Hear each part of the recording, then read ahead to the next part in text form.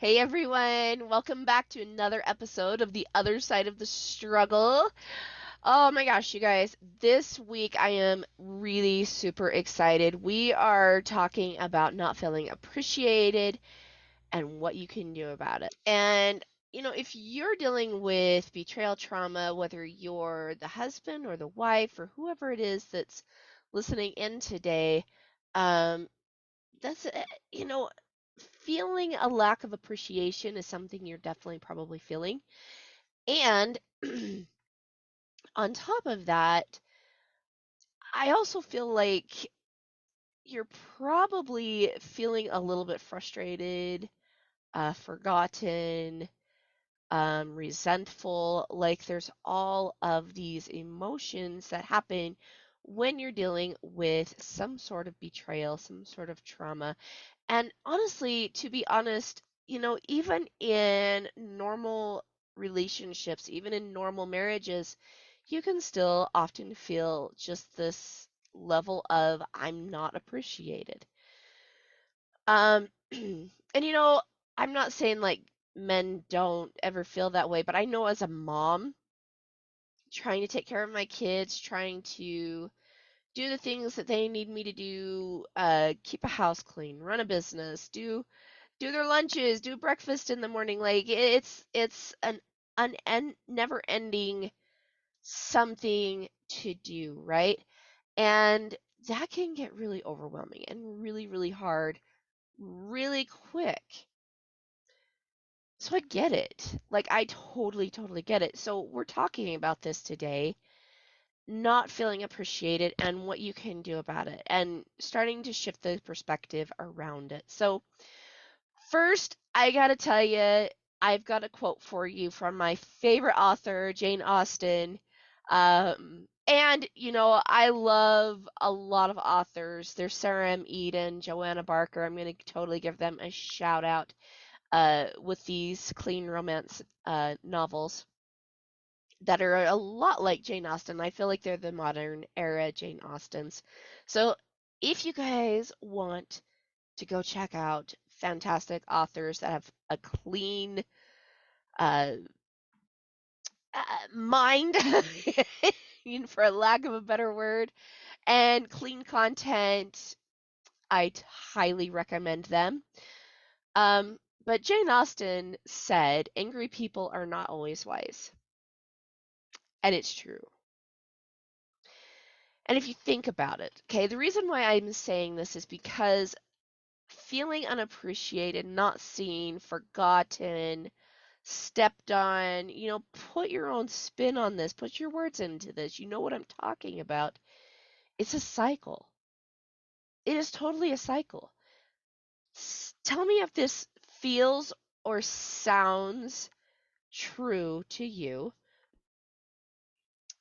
I'm not appreciated. I get really angry. I finally blow up.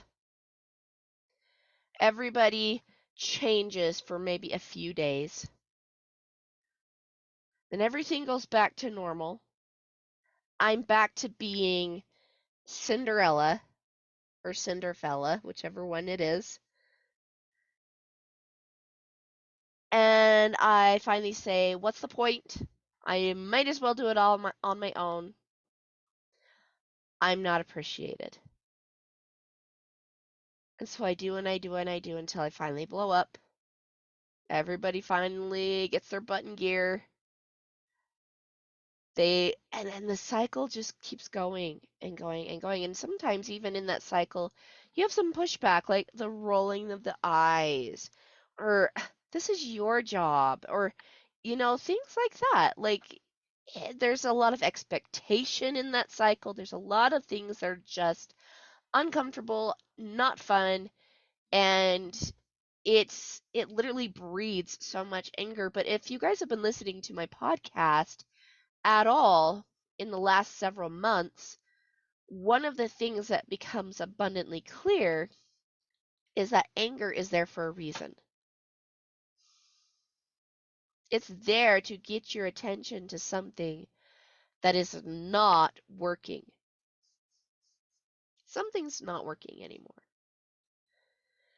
And it behooves us well to figure out what that is not serving us like we want it to anymore.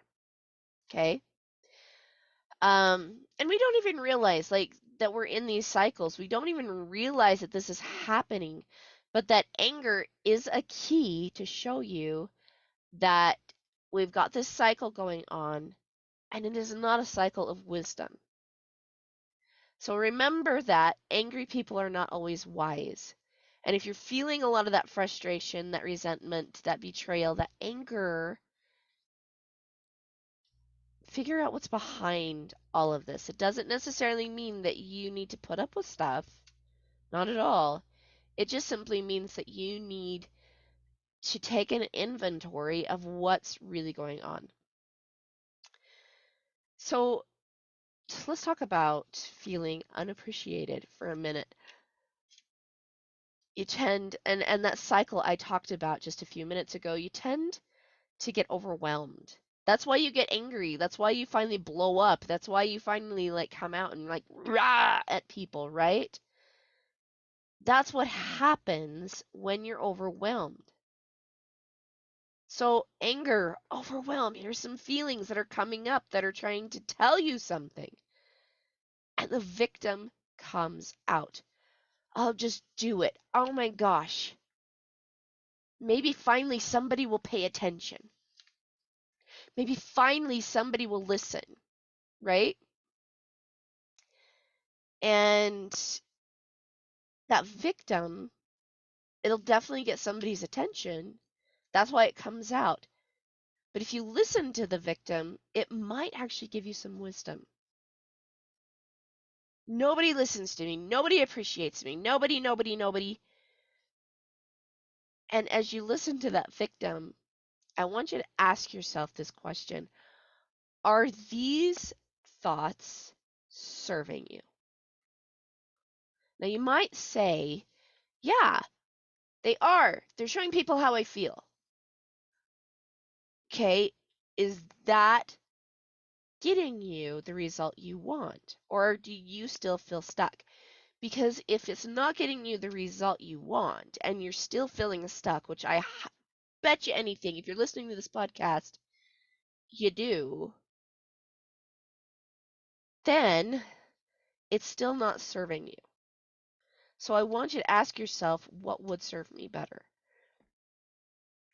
Now, before you turn this podcast off and you write me off forever and you say, oh, she's not worth listening to, let me say we're totally going to get to this piece, like what to do, how to fix this problem, because that's really important. That's why you're listening to this, right? And in all truth, there is a solution. And the solution isn't do it all yourself. The solution isn't to be somebody's doormat. The solution isn't to perpetuate self-betrayal. No, not at all. I am definitely not an advocate of that. But there are 4 things you can do right now that are going to make a big difference. And so before we get into these 4 things, I want you to sit down and think about what it is you really truly do want. I know you want to be appreciated, but what does that look like? What would it look like if somebody appreciated you? Would your husband bring you flowers? Maybe it'd be nice if somebody else took care of dinner for a day while you sat down and read a book. Maybe it would feel nice if someone just acknowledged all the things that you do. So, what does appreciation look like to you? The second thing I want you to do is I want you to write down like all of the things you actually have to do. What are the things you have to do? Maybe it's change a diaper every single day, several times a day. Maybe it's clean the kitchen Uh, get lunches done. If you're a wife dealing with pornography, with a husband who's dealing with pornography, you are probably putting passwords on the computer. Like, there's a lot of things we have to do in a 24-hour period. What does your schedule look like? What is on your schedule? What do you have to do? And the third thing I'm going to ask you, and this is probably going to be the thing that's going to be a little bit harder, especially if you have been sitting in the need energy, and the need energy is a scarcity energy. I want you to think about what it is you actually desire. What do you desire? You've got to get clear with these things, because once you get clear with those three things, then you can finally take some action on what to do when you're not feeling appreciated. So, number one, after you get clear on what it is you have to do in a 24-hour period, what your schedules look like, what is it you really desire? Forgive yourself. That's your first step. Forgive yourself. My loves, there are things that I, like as an adult, I need to do, I have to do, I desire to do. I desire to have a clean kitchen. I desire to have a clean house. I desire these things. I desire to have happy kids. I desire to have dinner on the table at a decent time. I desire, I desire, I desire. Right? And I do my best to try to schedule those things in my day. But I also know, and as my good friend Kushla Chadwick also teaches, you got to have some white space in your calendar. You've got to appreciate and honor the 24 hours that you do have. And if that is just a go, go, go, go, go, go, go, go, go energy all the time, it's overwhelming, it's exhausting, and it can lead to burnout, crashing, and feeling unappreciated. So if you don't get to the front room, you don't get to the vacuuming, you don't get to the dishes, you don't get to things, I want you to forgive yourself. You can do two things. You can shut on yourself or you can forgive yourself. I should have done this better. I should have done this better. I should have, shoulding on yourself, right? It doesn't feel good. It actually is detrimental to your progress because now you're stepping on eggshells around yourself. That is one person you don't want to step on eggshells around. However, when you forgive yourself, you just recognize that you did your best that day. Hey, I did my best. I can see where I could have done this or this better. Tomorrow is a new day. Cool, I'm going to try again. Forgive yourself, my loves. You do not have to carry everything.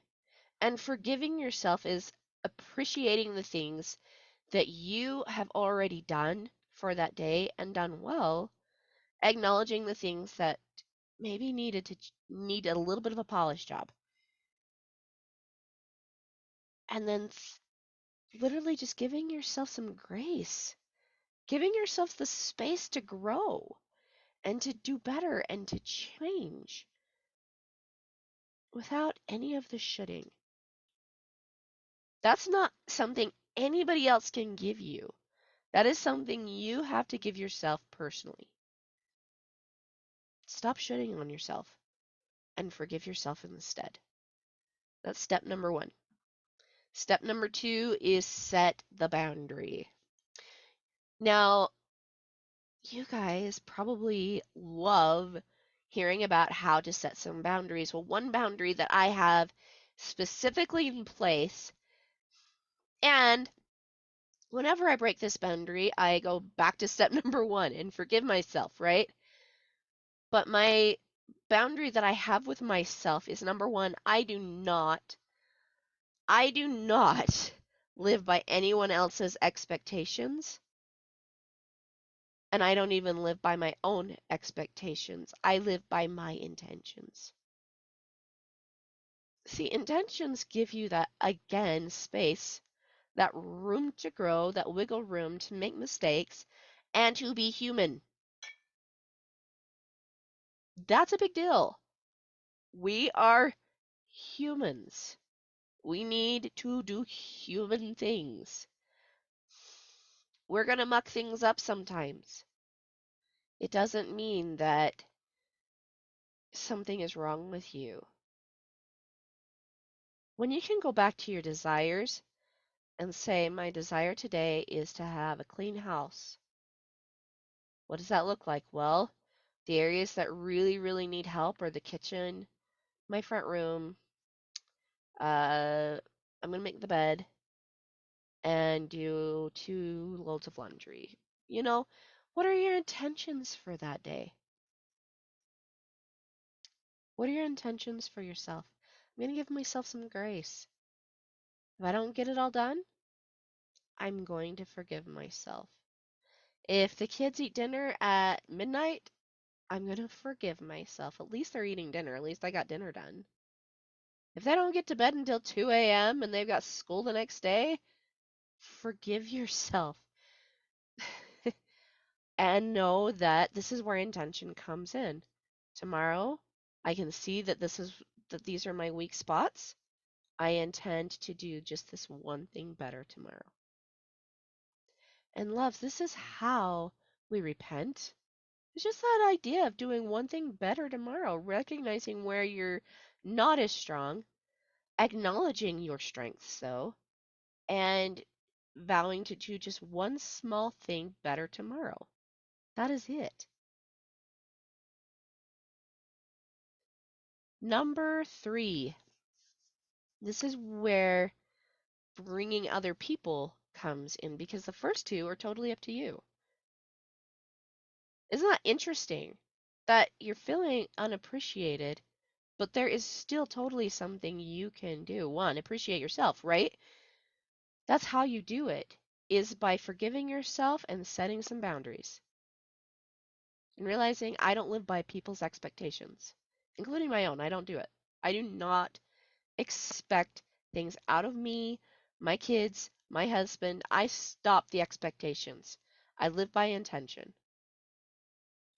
And anytime I find myself going into expectation, I forgive myself and realize I need to do that one thing better. But after you get these two things in place, you can do number 3, which is communicate clearly and well. So I know I've been hearing lately a lot of my clients talk about their husbands and how sometimes their husbands do not appreciate the work and the efforts and the things that they have been doing. And husbands I know feel the same way. And so this is a message for everyone.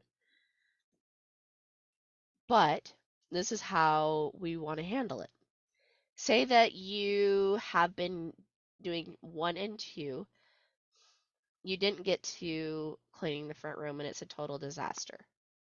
Okay? And you get met with, what is your problem? Why can't you keep my house clean? That is your job. This is how you communicate. Oh, you're right. It is a bit of a disaster. It's unfortunate that you feel that I'm failing you. Um, would you like to do XYZ for me next time? So that way you can get the result that you are looking for. I'm not going to do it. It's your job. Oh, is it? Well, if it's my job, then would that make you my boss? Or are you my husband? Well, I'm your husband. Or insert wife, guys. If it's you that's dealing with this, like I said, insert wife. Whichever relationship it is that's coming at you. Okay, well, husband, if you are not satisfied with something, you cannot expect someone else to get the result you're looking for.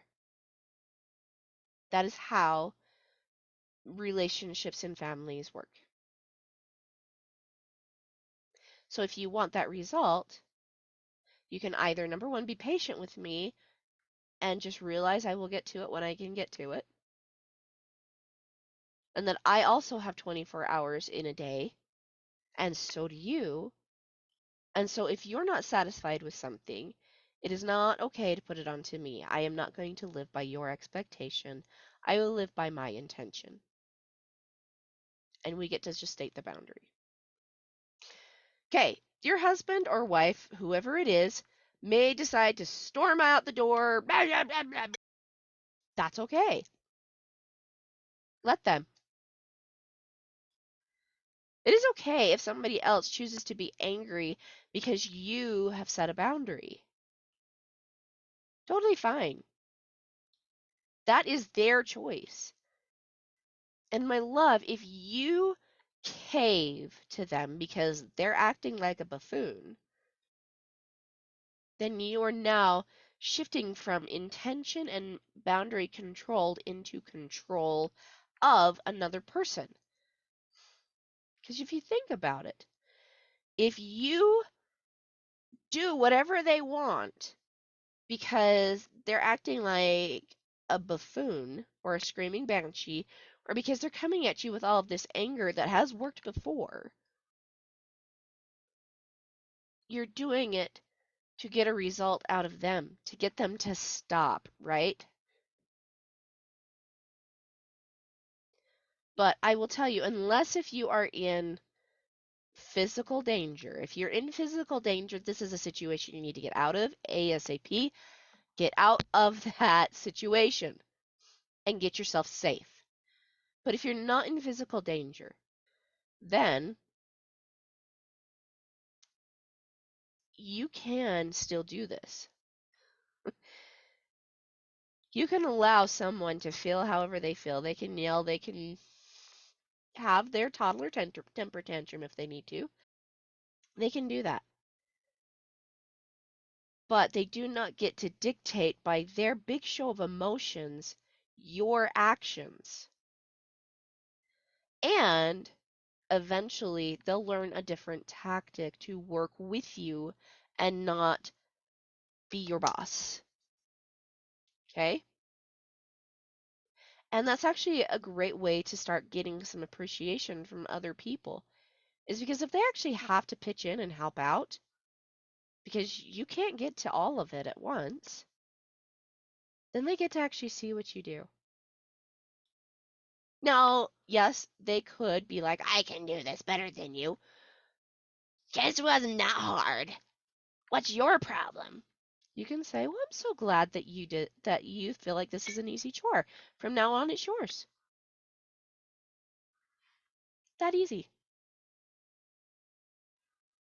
You do not live by other people's expectations. Okay. And number 4. This is, I think, one of the biggest ones and one that I'm probably going to spend a little bit more time on, and that is put on your God goggles. One question I love asking people, especially if they're not feeling appreciated, which is also a way of saying there's a lack of love in my life. I love asking this question of what is the highest form of love then in your life? Where is that? Now, I asked this the other day just on social media, and I got some really interesting answers. I got God, of course, and that's, my highest form of love. I got chickens. I got this piece of pizza I'm eating right now, which I giggled about. I thought that was awesome. I was like, yay, you. Good. I'm glad you're getting a lot of love from this pizza. um, but like, there's all kinds of ways to receive love, but for me, it's the God goggles. Okay? What is the highest form of love? And what I mean by that is asking yourself this question: what created me? If you say that it's your mom and dad, are they your highest form of love? Some mom and dads are really awesome. Some, not so much. But no matter whether you feel like your parents are like just the best out there or whether you feel like they really could use some of this coaching themselves, right? Across the board, they make mistakes. Across the board, they're going to do human things, which are going to leave scars on you. Across the board, they're not going to be perfect. So think even higher. What is it that is your highest form of love? What is it that created you? What is it that is so mindful of you that it grew a banana in Puerto Rico knowing that you were going to be the one eating it and literally filled it with all of this nutrition that is dialed in specific to your body?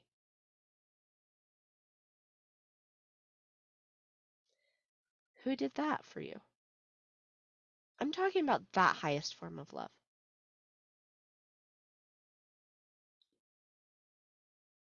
Who was it? If like you love this pizza, right?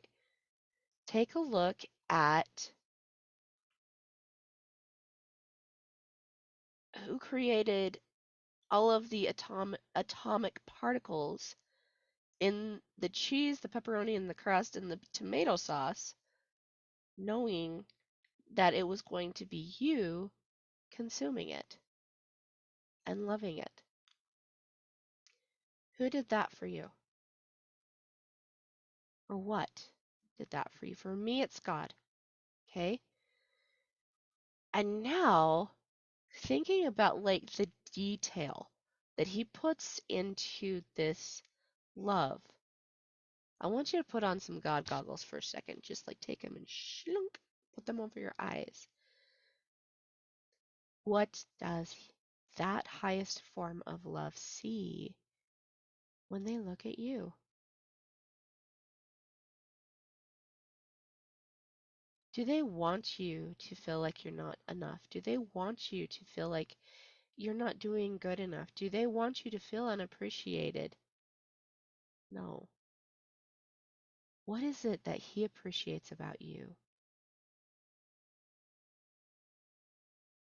What is it that this highest form of love appreciates, adores, and is literally patting themselves on the back for saying, that is my creation. That is my girl. That is my boy. I love them so much. I'm so proud of them. I like, look at what they're doing. Why do they appreciate you? My loves, sometimes, like, definitely go out and apply these things. Come back to step one, forgive yourself for when you forget these things, because you're human too. You're going to do it. But love is out there. You know it exists. You felt it. You might feel it for your children. You might feel it for your chickens. You might feel it for your cat, your dog. Maybe the grass that's growing in your front yard or the flowers. Love exists and you know it does.